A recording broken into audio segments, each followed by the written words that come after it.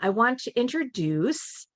So Tiffany Jones is here with us, and I have often an opportunity to meet with people ahead of these conversations. And some of these are the best conversations. And I had just an absolutely wonderful conversation with Tiffany. Her experiences and passions are grounded in urban ecological research and community-driven programming. So she believes building authentic relationships across differences is critical in addressing systemic environmental barriers and centering voices that have been traditionally excluded from the conservation and environmental space. So, in her current role as the Education and Community Engagement Manager at the National Wildlife Federation Great Lakes Regional Center, she works alongside community members, and anchor institutions. So these are institutions like houses of worship, early child care centers, and other sort of community-centered sites. In order to create high quality natural spaces, thereby increasing access to nature, but also building relationships and trust. And there's a lot more about her, and I encourage you to take a look at the bio, the promo page that we put together has a lot more about Tiffany. I also would like to invite folks to please mute if you're not already muted, because we're recording. I think you probably don't want to be the accidental star of the show. And I am going to now turn it over to Tiffany. And I am so glad you're here. I am too, Rashenda. It's been such a blessing. And I am so grateful to hear about folks who have already been a part of National Wildlife Federation in some capacity, whether it's the Sacred Grounds program or as a partner with Ranger Rick. I mean, if that's like a little throwback for some folks. So we are a national organization that's been around for 80 plus years. And we really run the gamut of policy work with wildlife conservation, all the way to community-driven programs such as Sacred Grounds, which I'll be sharing with you today. And I'm going to share my screen, but just want to also lead into the kind of a flow of what I'm doing. It's a little bit different because you all are a cool group and I'm trialing this out. So I'm going to hear more about myself as well. The programmatic work will be a part of the presentation, but I also wanted to take a step back and tell a little bit about my story in faith and how I even became an environmentalist, became an ecologist, and did all this work. And now I'm seeing this beautiful marrying of my beliefs and grounding in church, as well as faith and now environmental stewardship. So with that said, I will share my screen, and please just jump in the chat with any questions, and I'll continue to look at that as we go. Okay. So Rashenda did an amazing job of talking about like the kind of the context and the title of Courtyard and Sanctuary, and really focusing on urban ecology and community stewardship. And like she mentioned, my name is Tiffany Jones, and I am the Education and Community Engagement Manager at the National Wildlife Federation out of our Great Lakes Center. And I think someone mentioned they're from Indiana, so we cover all the Great Lakes states, and that's one of the states that are part of our area. So here's some fun pictures. Like I said, I'm going to go into who I am, and I think I can describe myself as a greening strategist. I have a passion for environmental justice and urban ecology. I believe in community science. I believe in the participatory actions and involvement of people in the process of not only creating programs, but even being a part of science in the kind of solutions that we're seeing in the world, especially around climate justice. I have a history and kind of background in ecological research, specifically around ragweed. So folks who are sneezing out of control right now due to hay fever, I spent a lot of time during my undergraduate career studying ragweed, pollen, and fungal spores, and really looking at the intersection of what asthma, allergies, urban cities, and public health. And knowing that most of the folks who are experiencing asthma and allergies in urban context, specifically Detroit, also have a high correlation to ragweed abundance because of vacant lot management. So I'll get into that, land use management, there's urban planning, public health. So really some cool intersections that I was able to explore during my undergraduate career that has brought me to where I am today. I'm also a lover of coffee, morning hikes, and snuggles with my golden doodle, which is the top left-hand corner. Her name is Trisket. I did not know that her name was going to be Trisket when I met her, but I needed Trisket in my life. I am a wife. I am a daughter.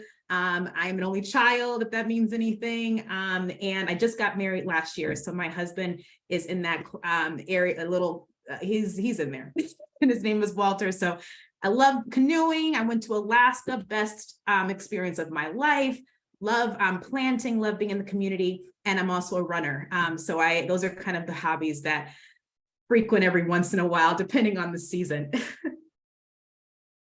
I wanted to take a step back and, as I talk to high school students and people, and even just folks who really don't see environmentalism as a part of their career path. And I love this reflection because it gives me a little bit of a roadmap of how I got to where I'm at. How do you get a job at National Wildlife Federation? Where do you start? And a lot of young people who are needing to get into these green careers and really expand their horizons of what it means to not just be a doctor, a lawyer, engineer. Those are beautiful careers, but there are so many other things that are arborists, pruners, civil engineers for green stormwater infrastructure, environmental education. So I'm a University of Michigan grad out of Ann Arbor. And that's where I fell in love with research and studying ragweed and all the things I was telling you about before. I ended up moving to Baltimore. So Terry, I know you're in the Baltimore area. Work for Biohabitats, it's an environmental consulting firm, led me to the city of Baltimore, where I worked between the city and a nonprofit called Parks and People Foundation, really leading a program, letting community members know about demolition that was happening in West Baltimore, very difficult conversations, and really speaks to disinvestment and environmental racism, I would say, when it comes to cities who have to have communities that are then disinvested and then having vacant lots and blight in their communities overnight and having to steward those spaces with very little support. So I was really introduced to this idea of how do I merge my love for science with people and community while also grounding my knowledge and history, and how a lot of the systemic barriers that allow communities to be where they are, that are never their fault, and how they're restoring those harms and actually being able to move forward with humility, with trust, with vulnerability, and community togetherness. So Baltimore was my start, I think, in that beautiful relationship, and I really was able to expound on that throughout my work. I am a part of a few environmental organizations, professional societies, but made my way back to Michigan, worked for a applied wildlife ecology lab, looking at coyotes and large apex carnivores across the Great Lakes and their distribution, their diet, how they're moving and how they're ending up in the cities. So we have a lot of coyote and fox in Detroit, and talking to people about what that means for coexistence. What happens when you see a coyote in your backyard in Detroit, Michigan? So really amazing project using camera trap data, and as well as having some really fruitful conversations from people of what it means to talk about wildlife ecology in the urban context. That all led me to National Wildlife Federation. There's a lot here. It's a few friends. My family's in the bottom right-hand corner. I always owe it to them for my start and the support that I had through my passion for this work. Because when I said, Mom, I want to be an environmentalist, she's like, oh, what? And a who? And what does that mean to support that? So I have to owe it to my parents, who are amazing and would really have been the backbone of who I am today. And I've been with National Wildlife Federation for about 5 years, and I'm spearheading the Sacred Grounds program. So, and I also work with a lot of other kind of program policy work around Great Lakes restoration. So that's and Rashenda, you already did this intro for me. So this is kind of my mission statement. It's ever evolving, would love edits, feedback. But this is something I'm living by, and I really believe that the work has to be grounded in your own values. If you are an authentic person, you can do authentic things. When you center people who are not, necessarily as privileged as you, then you live a life of humility. So I really believe that the work that needs to happen on an environmental level through large NGOs such as National Wildlife Federation, Nature Conservancy, all those folks have to do a reckoning as well, just as the church has, around the practices that they used to do, as well as how to move forward in these relational values that has to be reflected from an individual level all the way to a systems level. So this is just my mission statement. Feel free to read it, but I won't read it again. Rashenda did a great job of relaying that to you all. So just wanted to throw out, these are heavy, and I don't want to exhaust this list or maybe read out loud, so quietly just read this to yourself. But these are kind of not only the concerns, but really the heart concerns I think I have around, I have the passion side, I have the glowy, you know, we're doing habitat, we're building programs, but this is where my passion is rooted. And when I was in Detroit, and I'm a city gal, I'm from Chicago, moved to Detroit, went to Baltimore, so I am a city hopper, I would call it. And these are the things that I used to see, and these are the things I used to question. These are the systems that were causing illegal dumping, right? These illegal dumping just doesn't happen, you know, but that has a lot to do with urban planning, right? So who are our urban planners? Redlining. Climate change doesn't happen, but who were the people doing climate change? So these were the kind of topics, as well as the ways that I kind of thought about solving the problems and the ailments of our community. So a little bit to the right, you see a few pictures, especially around Detroit churches facing the water bills. This may be familiar to some of you in different cities, but back in 2017, the Detroit water sewage department had to recalibrate the way that they essentially billed people for their water utility. It once was, you know, maybe a couple $100s, and overnight they switched their requirement to now calculating the amount of impervious surface that you have on a property. So when you're thinking about the parking lots and the roofs and the campus, it went from hundreds to thousands overnight. So there was a huge, I would say, church movement for the first time in environmentalism. They didn't call it that, but it was a time where this particular situation allowed them to see, what does affordability, water affordability look like? And how do we push back on systems that did not notify us, did not tell us about this change, which is bottom line, trust. And then also, how do we solve this by doing natural system work, such as green stormwater infrastructure, to be embedded in how we see our properties, which someone mentioned earlier, land use change, and seeing how the property can be productive and beneficial for not just habitat and pollinators, right, but also for water bills. So some folks come to me, they're like, I get you, Tiffany, you're about your butterflies and all that, but I need my water bill decreased. So this was a pivotal moment a few years ago where we saw a huge mass of churches come to the forefront and say, we need to see some changes. And that was a great opportunity for us to do the work that we're doing today. As you know about the Flint crisis around water contamination, water quality, paired with our utility systems around the shutoffs, water shutoffs, and our climate storms. We're getting shutoffs pretty much every week in Michigan. So this water affordability, water quality, water access, I think this is a really amazing moment in Michigan specifically, and local flooding. We had a 100-year flood happen a couple years ago where whole expressways were underwater. So just a moment where people's frustration and probably anger, justifiably so, they're looking for solutions, which I think this is a pivotal point for us to be right now. So transformation, right? Transformation change for me looks like those authentic relationships and partners, not being transactional and coming in and saying, you know, we're here for the long haul. If we don't have a dime to give, what does it mean for an environmental organization to still show up? That's the question I ask every day, and a question I ask my colleagues every day. I know we have to get funding, I know that, but what does it mean to be a relational, deeply rooted, authentic partner within the communities we say that we want to serve and we value? Community-based work needs to align and support community needs and vision in vulnerable communities that have told you years ago what they've needed, but it's been abandoned and ignored, and listening to it and putting them first, even sometimes before grant deliverables.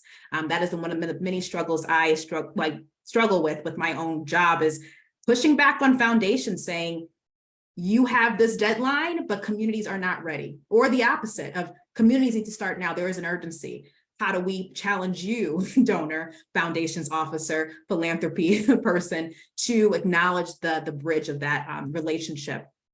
Fostering safe, trusted spaces for community. Leading with the spirit, going back to this interpersonal and personal conviction of the work, with the spirit of empathy, of compassion and humility. If you don't know what these communities are facing, how are you mirroring that in your own life, in your relationship with your family, with your friends, with your neighbors? Everyone has an environmental justice story, regardless of where you are. You just need to find it and provide that bridge for yourself.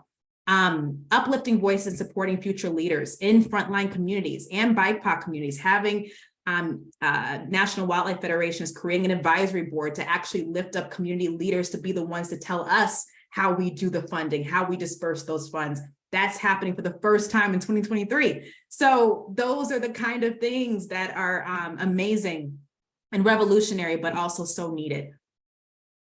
So I'll take a step back, and I'm actually going to talk about National Wildlife Federation for folks who don't know. I forgot the year, I should know this, right? It's over 83 years. So we've been around for 80 plus years. I'll still say that. And we have about 8 regional centers across the country with 470 staff. It grew exponentially over COVID. So a lot of new staff, great faces, great energy. And we're covering the Great Lakes region, which covers Minnesota, Wisconsin, Illinois, Indiana, Ohio, and Michigan. We are not in every city. We are not in every county, but we try to, from a policy level, look at the Great Lakes as a way to foster relationships, partnerships around Great Lakes restoration, water specifically. So this is our team. It's changed over a few years. We've had some leadership changes, and we have about, I would say like 25 staff right now in our Great Lakes Regional Center. And our program areas kind of cover water quality, like I've said, water affordability, water justice, restoration, education, habitat programming, wildlife, and climate resilience. So these are our mighty team. They are the amazing Great Lakes champions, I would say, working on a range of different things, from law to communications to policy, to even bridging Indigenous as well as Black and hunter and angler communities around policy change, which is one of the oldest kind of partnership maybe challenges, but our office has seen some amazing transformative ways of what it means to have everybody together on the same table.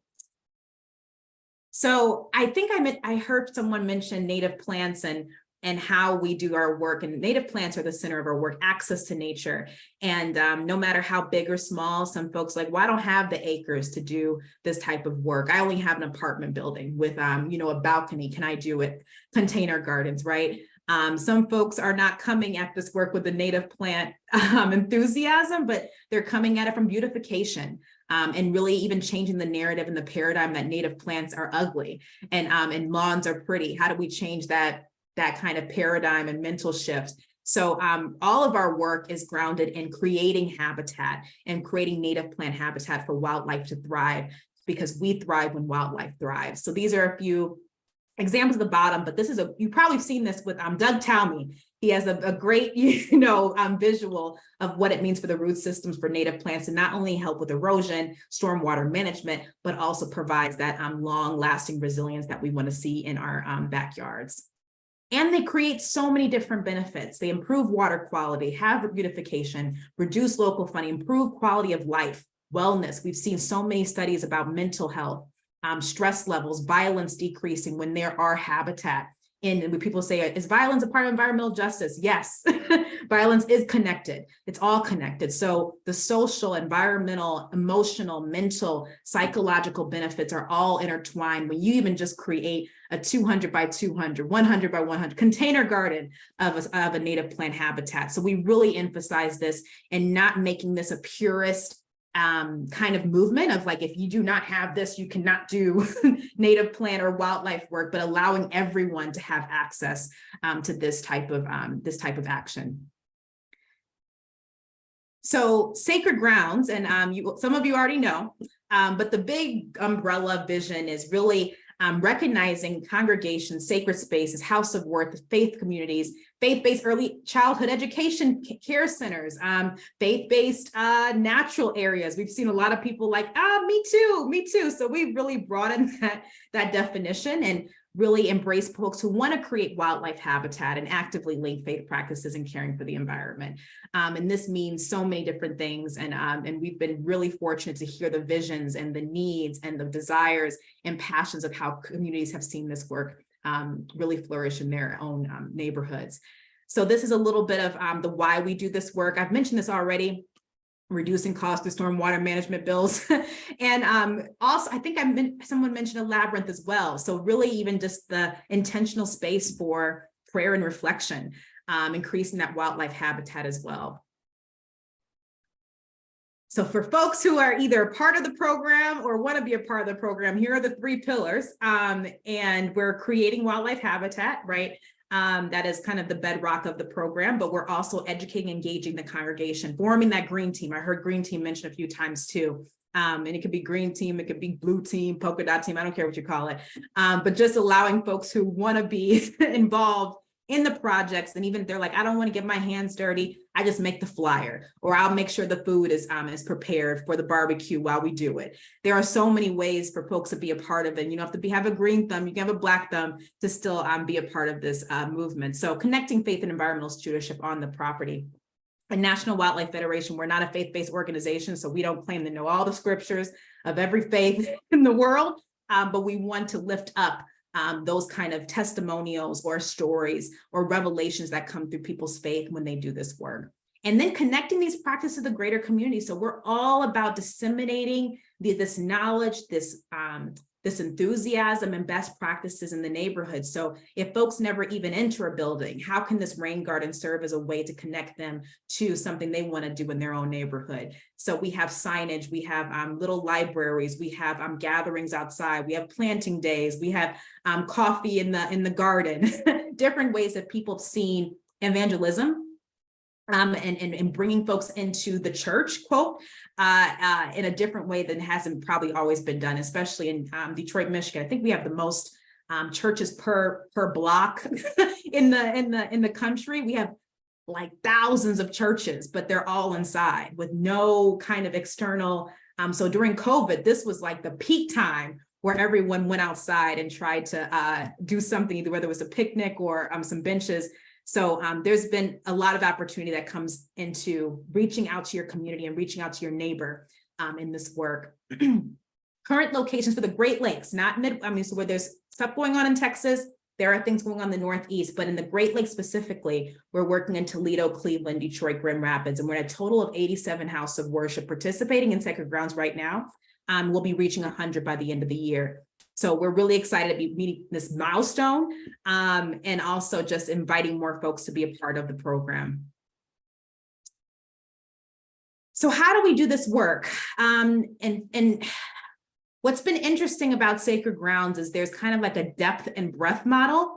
The depth model is that we work, you hear me talk a lot about funding. I fundraise a lot and do a lot of grant writing to bring money in to support the creation of these projects by way of mini grants. So we do bring mini grant funding to each of the houses of worship to create a very small garden, getting people's feet wet. It's sometimes not a good thing to get a big habitat project in the ground and do a ribbon cutting and people are like, okay, now what? How do you maintain it? How do you sustain this? So $1,500 is that sweet spot. It's just enough, but not enough for people to want phase 2. But it gets folks started with tools, plant materials. Native plants are extremely expensive, so we make sure we connect them with partners to help them with that technical support. So in each of those cities that I listed, Toledo, Cleveland, Detroit, and Grand Rapids, we facilitate funding to not only give that $1,500, but we also support local environmental organizations such as your watershed groups, your native plant nurseries, your wild ones, and folks to support those sites with technical support. And that may mean garden design, ordering plants for them because native plant nurseries are rare to find. You got to know the person running it and in the season and when to get it, when the sales are happening. So we really work alongside each site as well as our partners to create this beautiful kind of arc of programming that allows folks to not only start this project, but be connected to their local organizations. NWF is only the vessel and the conduit, but we don't want to be the sole people in charge of the program. We want to make sure that we're elevating other organizations to be the conduit of how these projects are sustained. And that's the model and the skeleton, the bones of our project that's been working. So we facilitate those opportunities for workshops, garden tours, coffee hour, events. We just did a huge Sacred Grounds Great Lake celebration. We had all the 87 houses of worship together and they're just like, when are we going to meet each other? And we're like, okay, now we got to figure out how all these folks are going to meet each other across 4 cities. So there is an enthusiasm and a want and a desire to meet with other, and that's what I love about the Climate Cafe, to meet other people who want to do this. And that is sometimes rare. You're like, oh, we're the only people doing this work. And so deep, and it's so it stretches across so many folks. So it's been inspiring. And just a few examples. These are some fun pictures to think about, and ways that people come to the work. But People's Missionary Baptist Church, this used to be a drug house on this property that was demolished. That's now turned into a sacred native plant garden, and now has a Wi-Fi hotspot, place for folks who are needing wheelchairs to get to gardens, has different elevations so they can just pull up and still participate in gardening. So just a really beautiful story of how land use change and how people are able to be a part of the work, and how sometimes trauma places in communities can be transformed for good and for healing. So this is one of those examples in Toledo that is phenomenal. And I always want to mention them. Glass City Church in Toledo, they had a sump pump running all year round, 365 days a year. And because of all the flooding and kind of moisture and all that happening in their church basement, they built this rain garden to mitigate that.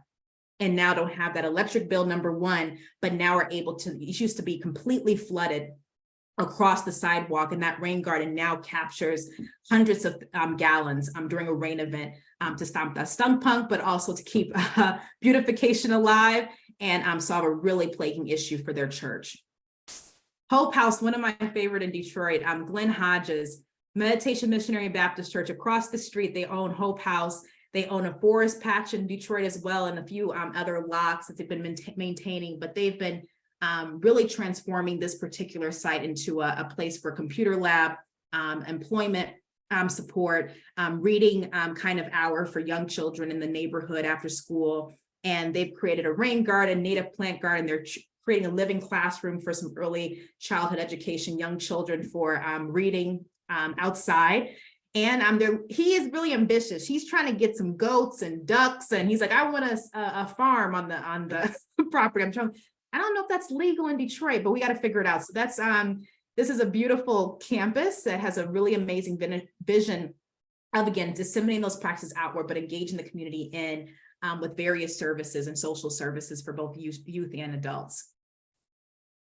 I don't know why I put this in here. I think I was really trying to focus on houses of worship that are doing the large scale green stormwater infrastructure work. So we've made a huge, after the water drainage fees happen, we really wanted to meet churches where they were, and house of worship where they were, with needing to create these large scale projects to get their water bills down. And these are not $1,500 projects. These are now reaching the tens of thousands of dollar projects. So most cities provide a reimbursement program, and most of those houses of worship don't have that money up front to even start the program. And if you get it done, I mean, it's a lot of money to get this started. So when people are still needing phone bills, my dad's a pastor, so just thinking about all the things on a day-to-day basis that needs to happen, and also thinking about a big install with a rain garden, this is just not maybe high priority, but just really unattainable. We stepped into a critical role and said, we will go after the money ourselves and pass through that money immediately for you to have that excavation, for you to install these rain gardens in real time. So we were able to do this at 9 houses of worship across Detroit who were plagued with that drainage fee. And now they have what used to be thousands down to their original bills, which was a couple hundred. So we saw an opportunity to change the program to meet the need of the community, which goes back to that value that I mentioned earlier. Instead of doing things status quo, like, well, we've been doing this for a while, it works. We decided to make sure that we disconnected these downspouts and now have about 34,000 for this particular site gallons of stored rainwater per rain event. I just wanted to end with, these kind of the depth and breadth approach, and our model in Detroit is specifically in all of our other cities as well, engagement with vulnerable BIPOC communities and frontline peoples, and informing our engagement in other cities through scalable models. So with Texas, I actually want to talk to some folks from Texas who are looking to do this work, and how we can best support you all, but also adhering to those principles and values of engagement and community vision, and centering equity and justice for the social, economic, environmental, cultural, and place-based solutions that need to be wrapped around those projects to make them sustainable. So with that, okay.